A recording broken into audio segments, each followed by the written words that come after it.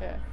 Okay, so All right. I'm here at, what is the name of this place? This is, Café Brasil. can you grab that menu? I wanna Oh, show them. sure, So, yeah. Show it to Yeah. the audience there. So this is the name of the place. We are in Los Angeles, or Culver City, technically. Culver City, yeah. So you are Brazilian, right? Yes. So a fun question I have is, do you consider yourself Latin American or Latino or Hispanic? Because Brazil's interesting because you're kind of in the midst of all these Spanish-speaking countries, but you speak Portuguese, right? Yes, speak Okay. Portuguese. Yeah, I consider myself a Latina because Hispanic is, from Spanish heritage. Okay. So we're not that. But Latin America is, that one I don't have like a clear definition for, but Okay. I feel like I consider myself South American, and I feel like Latin America is more like North.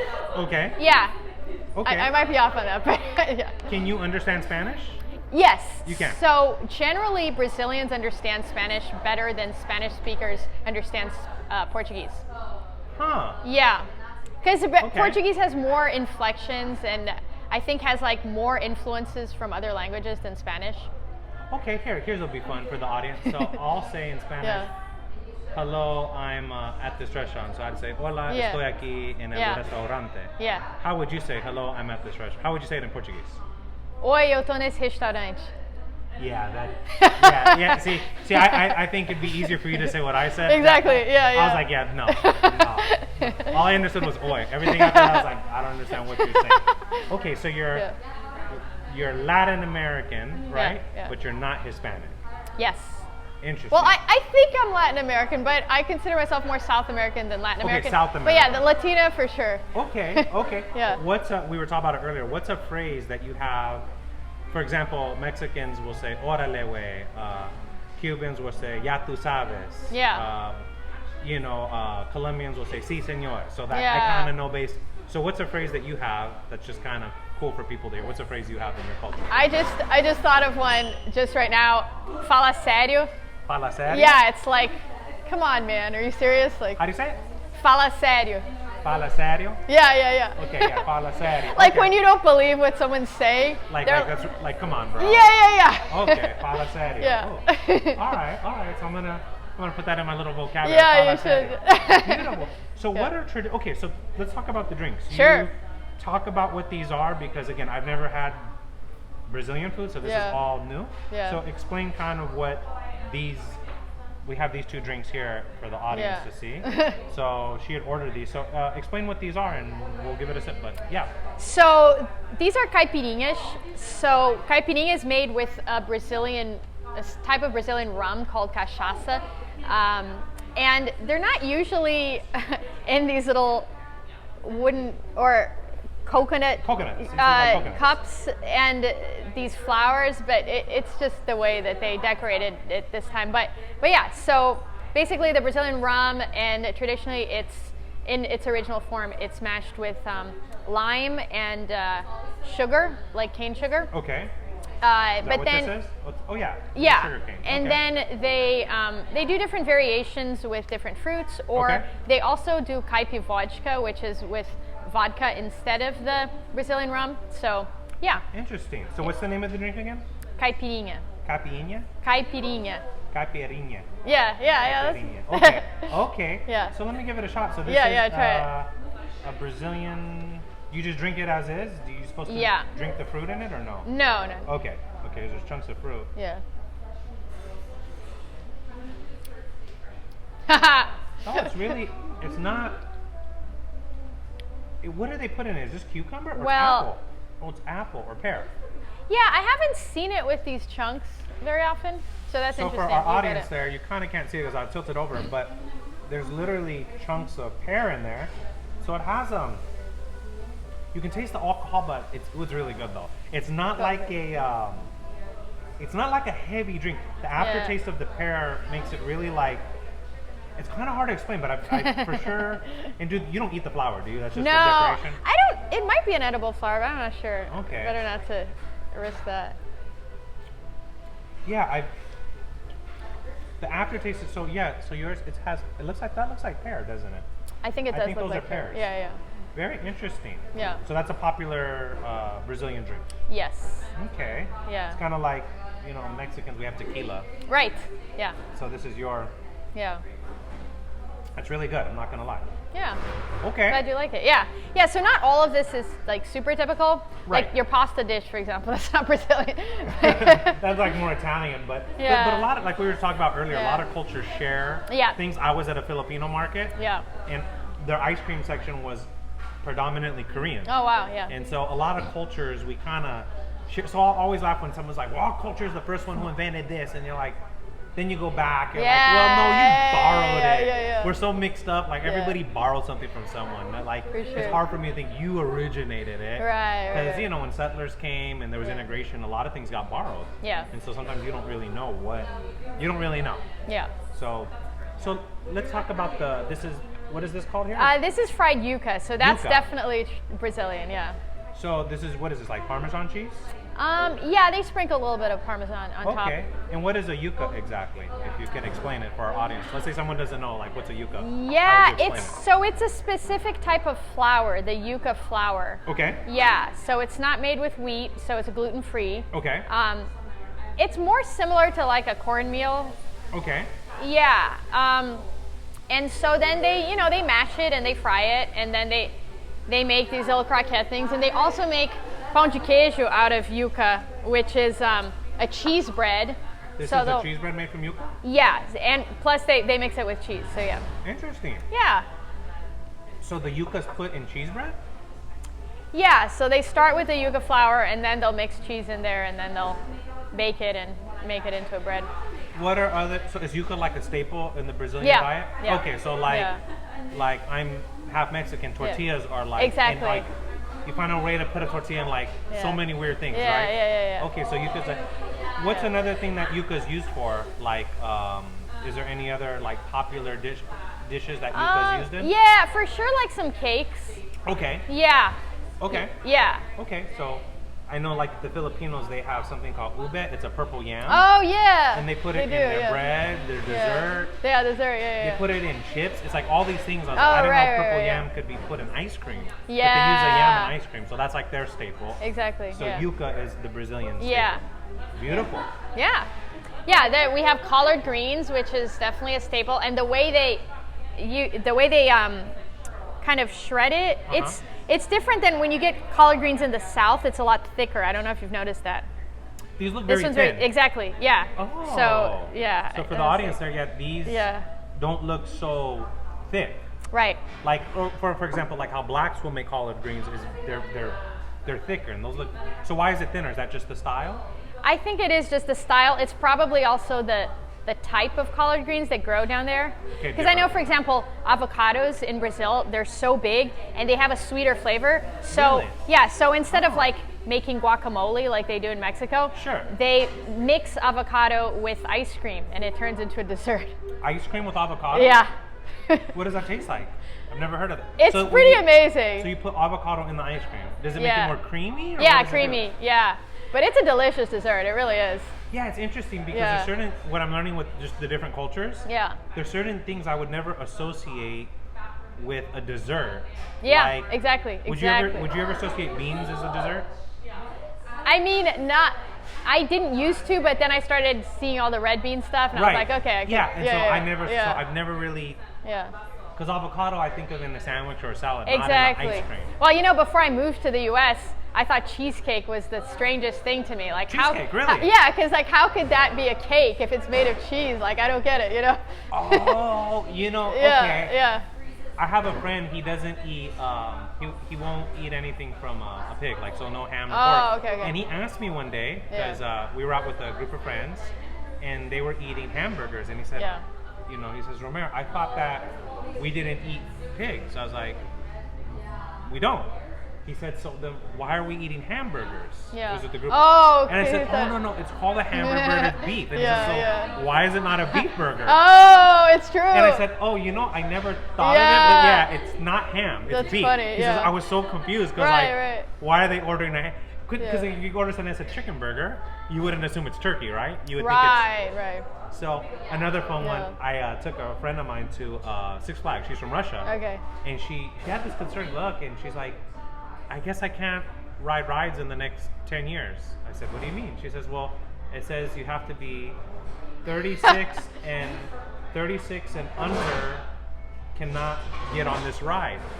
And she's like, so she was 20, so she's like, so in 10 years I can't get on the. I said, no, it's talking about your height. It's saying if you're 36 inches or smaller, you can't get on there because you're too small. And she's like, oh, I thought it was your age. I said, no, it's your height.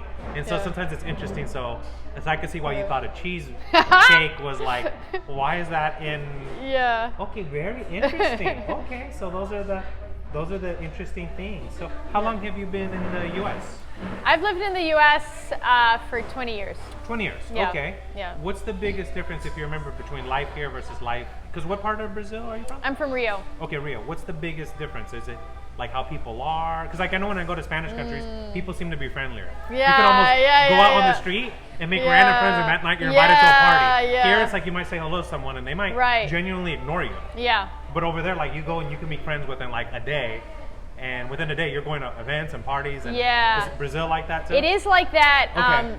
It's very normal for people to be friends with their neighbors. Okay. They're kind of like family, so you like go to each other's houses and Where here you can like you may not know your neighbor for years. Exactly. You can rely on them to like house sit or take care of your mail, whatever, you know. Yeah. Okay. Yeah. So Spanish cultures were like that. We're like all friendly, but and extended family too. It's really big in Brazil. Really? Yeah. So I grew up going to like aunt and uncle's houses and cousins and all that. And so when I go back, it's like a thing where I have to see this aunt and uncle, and then this aunt and uncle. It's like every day I'm going to like a different one. Kind of with American culture, sometimes it gets lost because even I notice that like I might go a year or two without even talking to a first cousin. Exactly. Because we're so busy in our world, and then we see them at a family event. Right. But we're not even talking like that. Yeah. But I noticed with Spanish cultures, more so in Latin countries, or in Spanish communities, we're all just.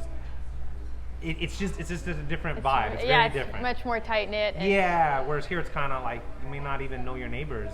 Yeah, and I think that's also why there isn't that culture of retirement communities there, because there's always going to be someone to take care of you. Yeah. It's funny you say that because I remember I had a friend from another country, and he was shocked about all the retirement homes we have, right? Because in other cultures, like in the Philippines, for example, like.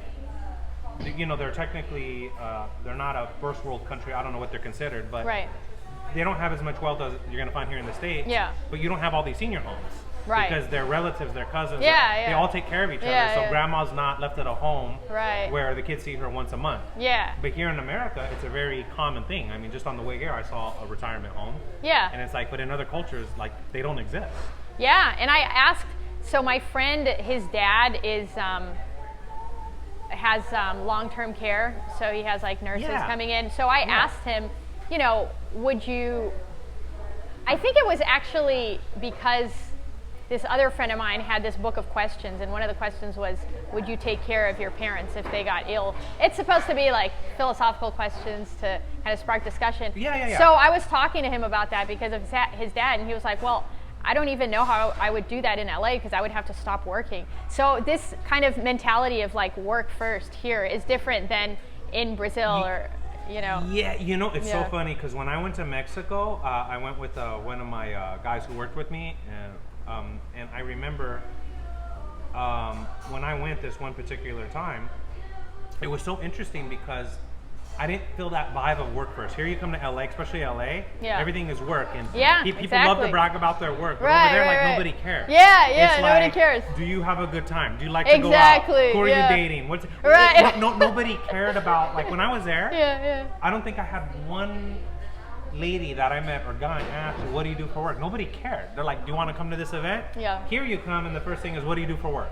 Yeah. Like, wow. But over there it was like, work isn't glorified to this like idol status. Doesn't identify you at all. No, but over here it's right away. What do you do for work? What do you do? Because people here want to know what you do so they can classify you. And like, what category are you in? Yes, and it's like a social status thing like, too. Oh, you're a doctor? Ooh, so I'm going to make sure you're, or if I said, oh, I'm a janitor, oh, you know what, I'm not going to really bother putting, but you're right, in those, when I was there, I didn't ever feel that vibe of anybody cared what I did. I could have said I picked up cans, and they'd be like, are you going to come drink a beer with us? Right? So, okay, but are you still going to come with us? Like, oh, wow, it's so different. Like over here, I feel like we value, in the U.S. culture, we value work too much and income too much. It's like made as like this almost idol status where it's like you have to like pay homage to the the work you do or the business. And it's like, even myself, when in my younger years, I got older, I'm like, when I'm dead, no one's gonna care like what businesses I ran, or it's not gonna say on my plaque, you know, made this profit in this year. Exactly. No one's gonna. It'll be like nothing more but a forgotten memory. Right. So I kind of realized, like, all right, I gotta pull the brakes back and have fun with fun friends, enjoy fun foods, and learn cultures. Because I was like, yeah, it's just. But it is a very American thing. Yeah, and Brazilians travel a lot, so you know it's very common for me to go to Europe and see a lot of Brazilians, and I do see Americans as well, but for them it's like, oh, this is their big trip, and like they don't travel as often as Brazilians, and a lot of times they go on tours, so they don't like just venture off on their own, you know. You know, that's so true, because since I've been kind of doing, you're right, we as Americans, and I was born here. Yeah, you don't really take the time and energy to travel. And it's like you stay in your little state most of your life. And then you like, it's just funny. Other cultures travel more, so they're more well-rounded with life. Whereas I feel like Americans are very like, you know, like I love living here. Obviously, you know, I benefit from it, but I'll laugh when people say this is the #1 country. I was like, #1, but you probably never traveled. So number one based off what? Like off being able to earn money and do things, sure, but if that's your only factor, it's not #1. You know, to me, it's a very biased. When you say #1, like #1 to what, and compared to what? Making money, sure. Having a quality of life where you have friends and family enjoy, I'd probably say no. I'd say no too. So some people say that. So. And then a lot of times they travel and then they want to stay in their like comfort zone of like, oh, let me stay in this specific hotel chain and let me go to like the fast food places that I know instead of totally immersing themselves in like getting street food and like we're gonna go somewhere, but we're gonna stay at the hotel that they have in America, eat at the restaurants we know in America. Exactly. Like, so you just went to another country just to really do American stuff. Oh, you see that a lot. So if anyone were to travel to Brazil, what part would you say is a good place to visit? I mean, it's, you know, because it's such a huge country, every region has you know, things that it's known for.